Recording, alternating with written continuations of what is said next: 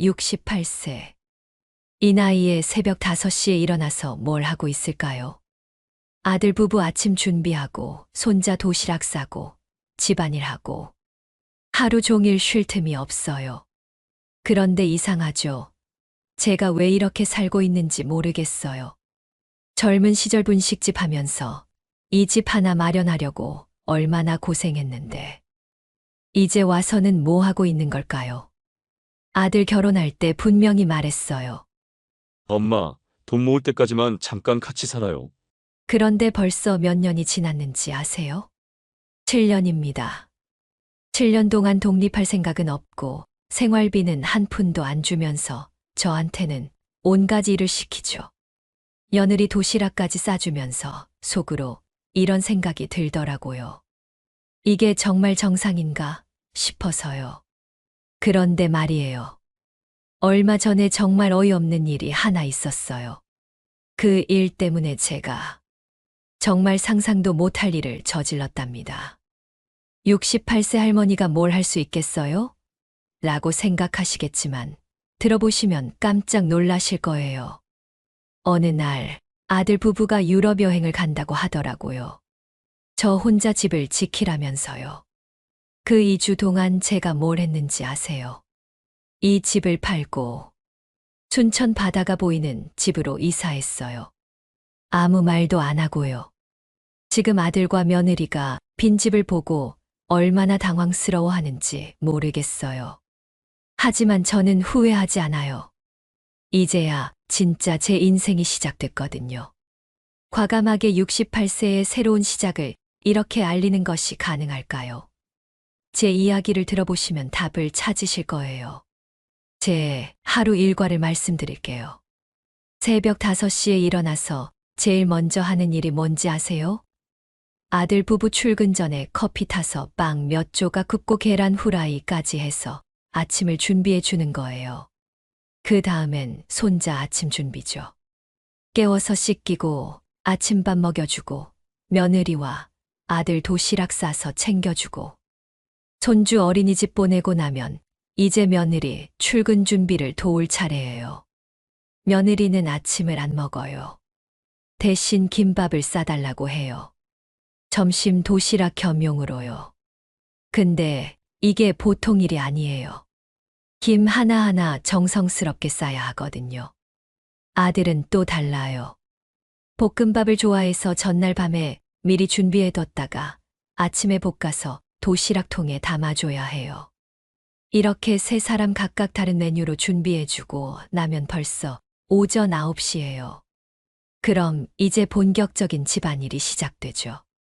청소, 빨래, 설거지. 혼자서 다 해야 해요. 그리고 오후에는 장 보러 가야 하고 손자 유치원, 영어학원, 피아노 학원은 픽업도 제가 해요. 그런데 정말 어이없는 건 뭔지 아세요? 관리비, 전기세, 가스비, 심지어 장 볼 때 드는 생활비까지. 모두 제 돈이에요. 제 연금하고 젊었을 때 모아둔 적금으로 다 해결하고 있어요. 아들 부부는 돈 한 푼도 안 내요. 한 번은 너무 억울해서 아들한테 말했어요. 얘야, 생활비 좀 보태면 안 되겠니? 했더니 뭐라고 하는지 아세요? 엄마, 지금 돈 모으고 있잖아.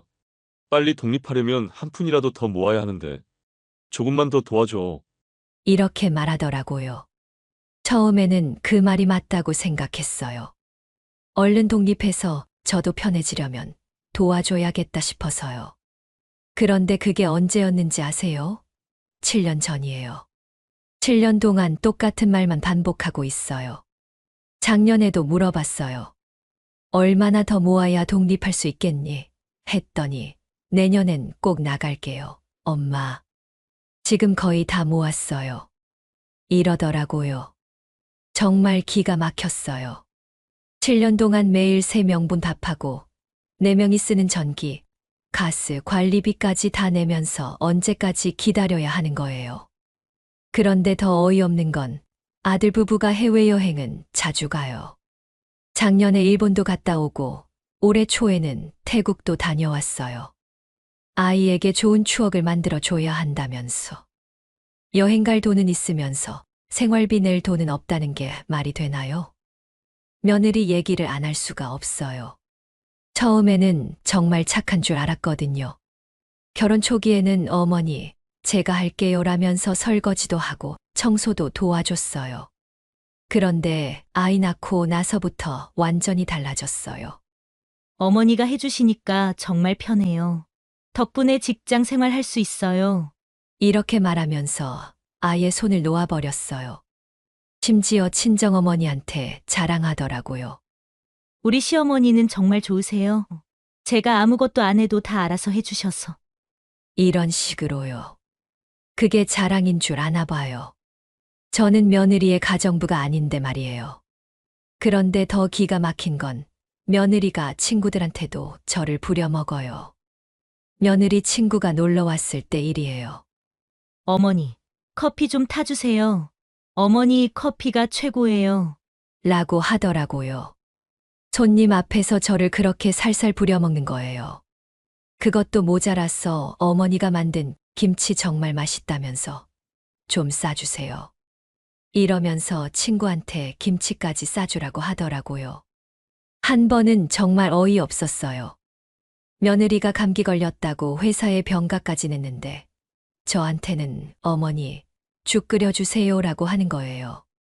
제가 몸이 아픈 날에도 한 번도 어머니 괜찮으세요? 라고 물어본 적이 없어요. 병원도 혼자 다녔는데 말이죠. 당연히 밥은 차려줘야 하고 집안일도 해야 하고요.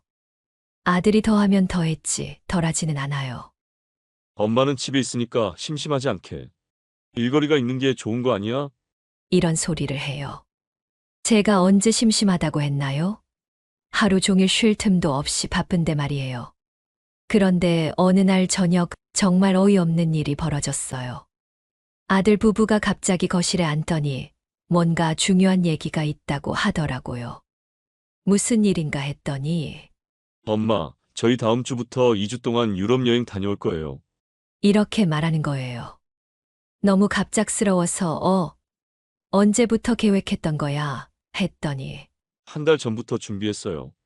회사에서 연차도 미리 내놨고요. 이러더라고요. 그럼 나도 여권 만들어 되겠네 하고 조심스럽게 물어봤어요. 그랬더니 며느리가 뭐라고 하는지 아세요? 어머니, 이번엔 저희 가족끼리만 다녀오려고요. 이렇게 말하더라고요. 저는 이 집 가족이 아니었나 봐요. 함께 산 지가 벌써 7년이 지났는데 말이에요. 아들도 거들면서 엄마, 다음에 돈 좀 더 모으면 어머니 모시고 좋은 데로 여행 가요. 지금은 좀 빠듯해서. 이러더라고요. 돈이 빠듯하다고요. 그런데 며칠 후에 우연히 들었는데 자기들은 장거리 비행이라 손주가 힘들어 할까봐 비즈니스석으로 예매했더라고요. 며느리가 친구한테 전화하면서 우리 이번에 비즈니스석으로 가. 좀 비싸긴 하지만 아이가 있으니깐. 이런 얘기를 하는 걸 들었어요. 정말 기가 막혔어요. 저 모시고 갈 돈은 없다면서 자기들은 비즈니스석으로 가다니. 지금까지 내가 무엇을 했는지 너무 억울한 감정이 들더라고요. 그리고는 며느리가 어머니는 그동안 못하셨던 것들 하시면 되잖아요. 혼자 계시기 좋을 것 같은데. 이렇게 말하는 거예요.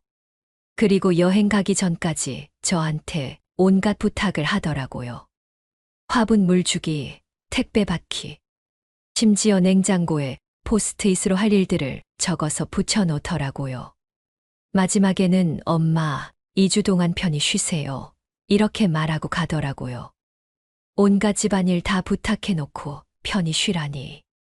정말 어이가 없었어요. 아들 가족이 떠나고 나서 첫날은 정말 이상했어요. 습관적으로 새벽 5시에 일어나서 부엌으로 가다가 멈췄어요. 아무도 없구나 하면서요. 그동안 자동으로 움직이던 몸이 갑자기 멈추니까 허전하더라고요. 첫 며칠은 그냥 멍하니 집 안을 돌아다녔어요. 이것도 치워야 하고 저것도 해야 하고. 그런데 갑자기 생각이 들었어요. 왜 내가 이걸 해야 하지? 이런 생각이 들면서 냉장고에 붙어 있는 포스트잇들을 보니까 정말 화가 나더라고요. 그래서 포스트잇을 다 떼어버렸어요. 하나하나 뜯어내면서 내가 왜 이런 일까지 해야 하나 생각했어요. 그리고 3일째 되는 날, 오랜만에 친구 영자한테 전화했어요. 영자야, 나 지금 혼자 있어. 아들 가족이 여행 갔거든. 이렇게 말했더니 영자가 너는 왜 안 갔어? 물어보더라고요. 그래서 사실대로 다 얘기해 줬어요. 그랬더니 영자가 완전히 화를 내더라고요. 순자야, 그게 말이 되는 소리야? 내가 얼마나 고생해서 그 집 마련했는데 이제 와서 공짜 가정부 신세가 되었다고? 이러면서요. 그때 영자가 한 말이 정말 마음에 와 닿았어요. 순자야, 너 왜 그렇게 살고 있니? 내 인생은 어디 갔어? 분식집 그렇게 열심히 해서 집도 샀는데 이제 내가 주인이 되어서 살아야 하는 거 아니야? 그 집도 내 집이잖아. 그 말을 듣고 나서 거울을 봤어요. 언제부터 이렇게 늙어 보였나 싶더라고요. 그리고 통장을 확인해 봤어요. 그동안 생활비 다 내느라 줄어들긴 했지만 그래도 제가 모은 돈이 꽤 있었어요. 이 집도 내 돈으로 산 건데. 이런 생각이 들면서 뭔가 결심이 서더라고요. 그날 밤 잠이 안 와서 계속 생각했어요. 이대로 살 수는 없다. 뭔가 해야겠다. 이런 생각이 들더라고요. 다음 날 아침에 제일 먼저 한 일이 뭔지 아세요? 부동산에 전화했어요. 혹시 우리 집 시세가 어느 정도 될까요? 이렇게 물어봤더니 생각보다 많이 올랐더라고요. 그리고 영자한테 다시 전화했어요. 영자야, 순천에서 혼자 살 만한 집 있을까? 얼마 정도면 얻을 수 있지?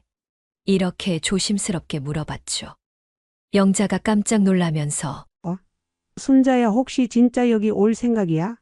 하고 물어보더라고요. 그래서 솔직하게 말했어요. 나도 내 인생 살아보고 싶어. 여기서는 못 살겠어. 이렇게요. 영자가 그러더라고요. 순자야, 잘 생각했어. 여기 와. 바다도 보이고 공기도 좋고 내가 좋은 집 하나 알아봐 줄게. 그때부터 본격적으로 준비하기 시작했어요. 하지만 아무도 모르게 해야 했거든요. 아들 가족이 여행 중일 때만 움직일 수 있으니까 시간이 촉박했어요. 이틀 후에 몰래 순천에 다녀왔어요. 영자가 알아봐준 집을 보러 가는 거였죠. 썰 타고 가면서 가슴이 두근두근했어요. 언제 이렇게 혼자 여행을 해봤나 싶더라고요. 순천역에서 영자가 마중 나와 있었어요. 5년 만에 만났는데 반가워서 눈물이 날 뻔했어요. 영자가 보여준 집은 바다가 보이는 빌라 1층이었어요. 작지만 깔끔하고 무엇보다 창문 너머로 바다가 보이는 게 너무 좋았어요. 여기서 바다 보면서 살 수 있다니, 이런 생각이 들면서 눈물이 났어요. 영자가 그러더라고요. 순자야, 이제 진짜 내 인생이 시작이야. 여기서 우리 같이 살자. 그 자리에서 바로 계약했어요. 68년 살면서 이렇게 과감한 결정을 해본 적이 없었는데 말이에요. 순천에서 돌아온 다음 날부터 본격적으로 이사 준비를 시작했어요. 제일 먼저 부동산에 연락해서 집을 내놨어요. 그랬더니 부동산 사장님이 깜짝 놀라더라고요. 이 집은 금방 나갈 거예요. 초등학교 바로 앞이라 젊은 부부들이 엄청 찾거든요. 이렇게 말하더라고요. 정말 사흘 만에 계약이 됐어요. 아이 키우는 젊은 부부가 바로 계약하겠다고 하더라고요. 그래서 더 서둘러야 했어요. 한 달 후에 집을 비워줘야 하니까요. 제 물건들만 대충 챙겨서 박스에 쌌어요. 아들 가족 짐들은 그대로 놔뒀고요. 그래도 제가 완전히 무책임하게 할 수는 없잖아요. 이사하는 날 아들한테 메시지를 보냈어요. 아들아, 엄마는 순천으로 이사했다. 집은 팔렸고 한 달 안에 짐 빼야 한다. 당황스럽겠지만 이제 너희 일은 너희가 알아서 살아라. 엄마는 이제 모르겠다. 보내고 나서 바로 핸드폰을 꺼버렸어요. 전화 올 게 뻔하니까요. 이사업체 아저씨가 할머니 혼자 이사하신 거예요? 하고 물어보더라고요. 그래서 말했어요. 네, 이제 제 인생 살아보려고요. 했더니 아저씨가 대단하시네요. 하고 응원해 주더라고요. 춘천에 도착해서 새 집 열쇠를 받을 때 정말 기분이 묘했어요. 영자가 순자야 축하해. 이제 진짜 내 집이야. 하면서 꽃다발을 준비해 뒀더라고요.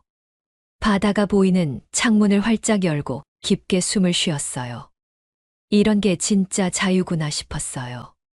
첫날 밤 영자와 함께 바다를 바라보며 치킨을 시켜 먹었어요. 68년 살면서 이렇게 맛있는 치킨은 처음이었어요. 영자가 그러더라고요. 어때? 여기서 살면 기분이 다르지? 그래서 대답했어요. 정말 잘한 것 같아. 핸드폰은 계속 꺼놨어요. 아마 아들이 미친 듯이 전화했을 텐데 받고 싶지 않았거든요. 며칠 후에 예상했던 일이 벌어졌어요. 오후에 영자와 함께 바닷가 산책을 하고 집에 돌아왔는데 현관 앞에 누가 서 있더라고요. 아들이었어요. 며느리와 손자까지 데리고 온 거예요. 아들이 저를 보자마자 엄마, 왜 이러세요? 갑자기 사라져서 얼마나 놀랐는지 아세요? 이러면서 소리를 지르더라고요. 며느리도 어머니, 이게 뭐 하시는 거예요? 집까지 팔아버리시고. 이러면서 화를 내더라고요. 손자가 제 다리를 붙잡으면서 할머니, 집에 가자. 할머니, 밥 먹고 싶어. 이러니까 마음이 좀 아팠어요. 하지만 저는 담담하게 말했어요. 들어와서 얘기하자. 이렇게요. 거실에 앉히고 차를 끓여줬는데 아들이 계속 따지더라고요. 엄마, 우리가 뭘 잘못했다고 이러시는 거예요? 그냥 집 지켜달라고 했을 뿐인데. 이러면서요. 그때 제가 말했어요. 지키진 뭘 지켜, 그 집은 내 건데. 얘야, 엄마도 이제 엄마 인생 살고 싶다. 68년 동안 너를 위해서만 살았는데 이제 좀 내 맘대로 살면 안 되겠니? 며느리가 그러더라고요. 그럼 저희는 어떻게 해요? 갑자기 집도 없어지고. 이러면서요. 그래서 제가 단호하게 말했어요. 너희도 이제 어른이니까 알아서 해.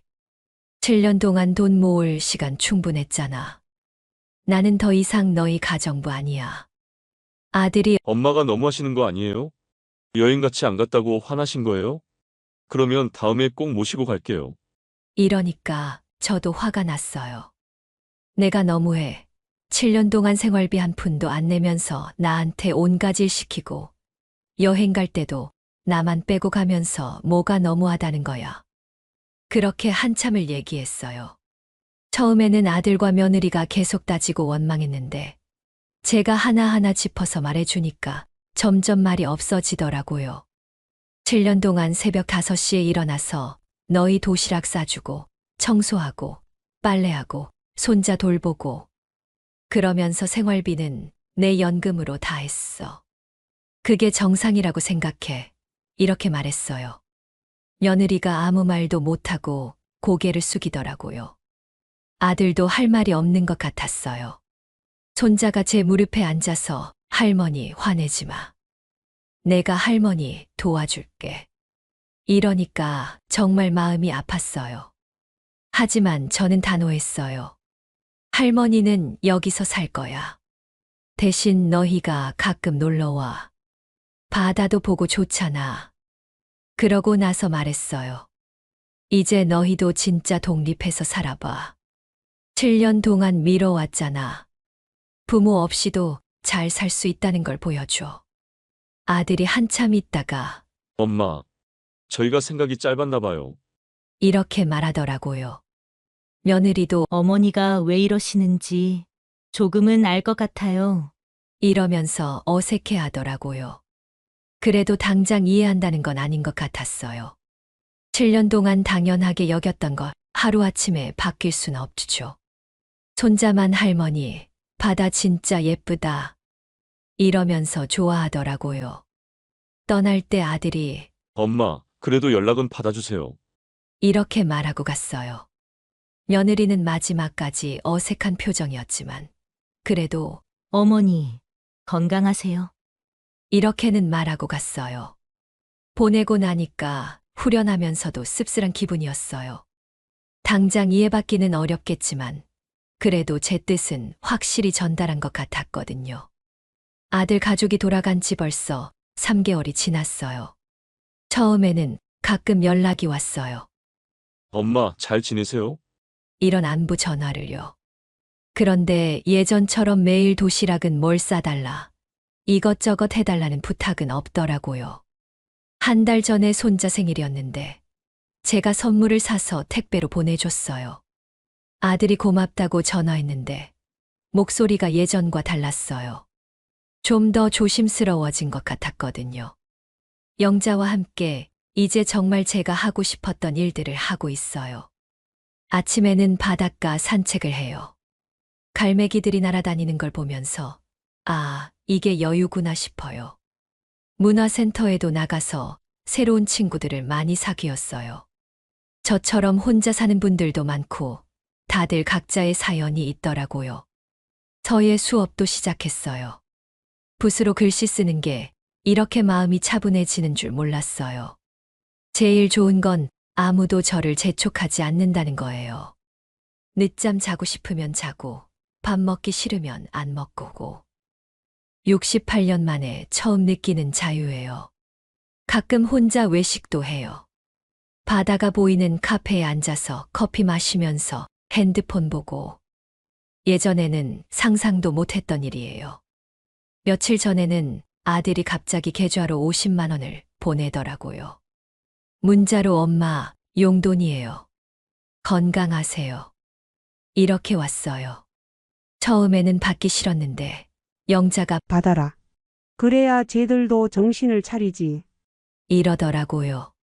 지금 생각해보면 제가 너무 늦게 결정한 것 같아요. 진작에 이렇게 했어야 했는데 말이에요. 혹시 저처럼 사시는 분들이 계시다면 꼭 말씀드리고 싶어요. 나이가 들었다고 해서 며느리나 아들을 위해 희생하는 게 당연한 건 아니에요. 우리도 우리 인생이 있거든요. 68세에도 새로운 시작이 가능해요. 용기만 있으면 말이에요. 지금 저는 정말 행복해요. 이게 진짜 제 인생이구나 싶어요. 이 영상을 보시는 분들 중에도 저처럼 살고 계신 분들이 있을 거예요. 매일 가족들 뒷바라지하느라 본인 시간은 하나도 없고 고마워하기는커녕 당연하게 여기는 가족들 때문에 마음이 아프신 분들 말이에요. 저도 처음에는 내가 이기적인 건 아닐까 이런 생각을 많이 했어요. 가족을 버리고 혼자만 편하게 사는 게 맞나 싶어서요. 하지만 지금은 확신해요. 이건 이기적인 게 아니라 당연한 권리라는 거요. 우리도 우리만의 인생을 살 자격이 있어요. 나이가 들었다고 해서 그 권리가 사라지는 건 아니거든요. 물론 쉬운 결정은 아니에요. 저도 밤새 고민했고 지금도 가끔 손자 생각에 마음이 아플 때가 있어요. 하지만 후회는 안 해요. 오히려 더 늦기 전에 결정해서 다행이라고 생각해요. 혹시 지금 망설이고 계신 분들이 있다면 용기 내보세요. 변화는 생각보다 어렵지 않아요. 그리고 가족들도 처음에는 당황하고 화를 낼 수 있지만 시간이 지나면 이해하게 돼요. 저희 아들처럼 말이에요. 제가 이 이야기를 털어놓는 이유는 같은 상황에 계신 분들께 조금이라도 용기를 드리고 싶어서예요. 만약 제 이야기가 조금이라도 도움이 되셨다면 좋아요 버튼으로 응원해 주시고 비슷한 고민을 가진 분들께도 공유해 주세요. 나이가 몇 살이든 새로운 시작은 언제나 가능해요. 지금 저는 정말 행복하게 살고 있어요. 영자와 함께 바다를 보면서 진짜 잘했다. 이런 생각을 매일 해요. 여러분도 용기 내서 본인의 행복을 찾으시길 바래요. 앞으로도 이런 진솔한 노후 이야기들을 계속 들려드릴 예정이니까 구독 버튼도 꾹 눌러주시면 정말 감사하겠어요. 긴 이야기 들어주셔서 감사합니다. 모든 분들이 행복하시길 바라며 이만 인사드릴게요. 안녕히 계세요.